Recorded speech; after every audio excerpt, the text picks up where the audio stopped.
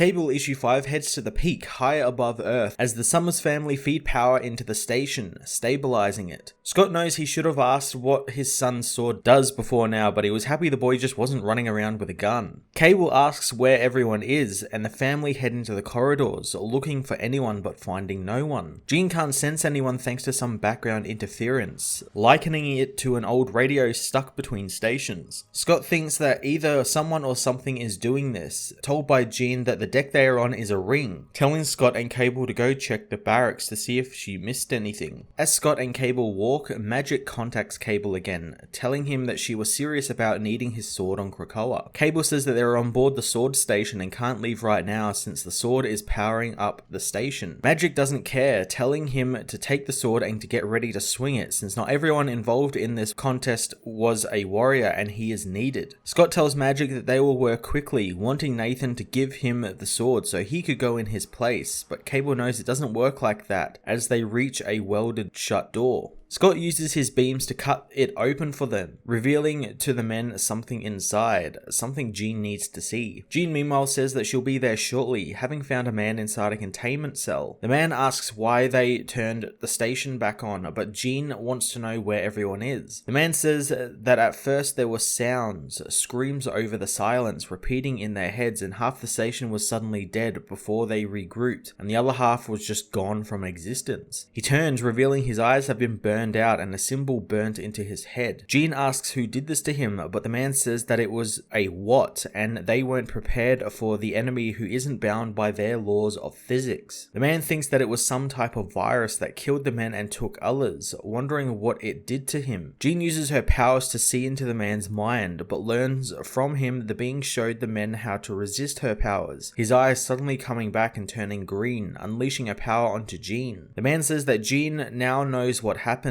activating the airlock and blasting himself out. Jean contacts Scott, telling him not to open any door since it murdered everyone on the station, and Scott knows as he and Cable have found a giant blue door. Cable thinks that Lady Opal knew about this and was trying to warn them, but Scott knows it was probably the opposite and she was hoping this door would actually kill them. Jean joins the men, knowing that it's all real since she's been to the other side, calling the beings there the Vescora. 3 black-suited beings come through the portal and the Summers blast them all, destroying the beings. More unknown beings come through, wanting to cleanse this decaying dimension. Again, the Summers kill them, and Jean knows that to kill them, she must kill the powers to the station. Jean tells her son to go and remove his sword as she uses her astral body to enter the portal, piercing the veil and discovering that there are millions of beings coming. Quickly returning to the world, she tells Scott to not hold back, getting her husband to blast the beings away. Jean calls to Cable, hoping the boy would hurry up and kill the power, and Cable meanwhile arrives at the power core, pulling his sword from the core and killing the power and the station. Jean is proud of her son as Cable soon arrives back at Krakoa, taking his place in the casting circle. Happy to see that Douglas is there with him, not realizing that he is a trained swordsman, but he quickly learns that he isn't. Scott and Jean soon return, psychically telling Magic that it looks like rain is coming, and Magic knows it's going to come down like daggers. She hopes Scott has a plan, learning that he's been thinking of a few things, but the main problem for them being communication and transportation. Magic has some suggestions, and Jean knows the other world is locked down telepathically, but they might be able to punch their way through if there was enough of them. Magic knows that it's in Scott's hands now, wondering what else do they do. Jean asks the woman to keep an eye on her son as Scott reassures his son that they will be there if he calls, not wishing him luck since he doesn't need it. Cable wonders why everyone is smiling, but Scott only says that everything is going to be okay. Cable issue 5 was a rather great looking yet lackluster Summers family adventure in space as the 3 Summers deal with an interdimensional viral outbreak as well as the upcoming contest of swords. The contest part of the book was rather lacking, seeing as Cable already had his sword and he just kind of had to come back to Earth. There wasn't really anything to keep him there, which is why we had this seemingly hastily put together story about a interdimensional being who wants to come through and kill everyone on the sword station. Personally, I think it would have been better had the solo Cable book story about the Space Knights coming to look for the sword that Cable got been used here, with Cable forced to learn the sword's power and learn how to wield it properly on the fly as he battles the Galador Space Knights. All in all, I think it was kind of a disappointing slump in an otherwise great series. I'm going to give this issue a 6 out of 10.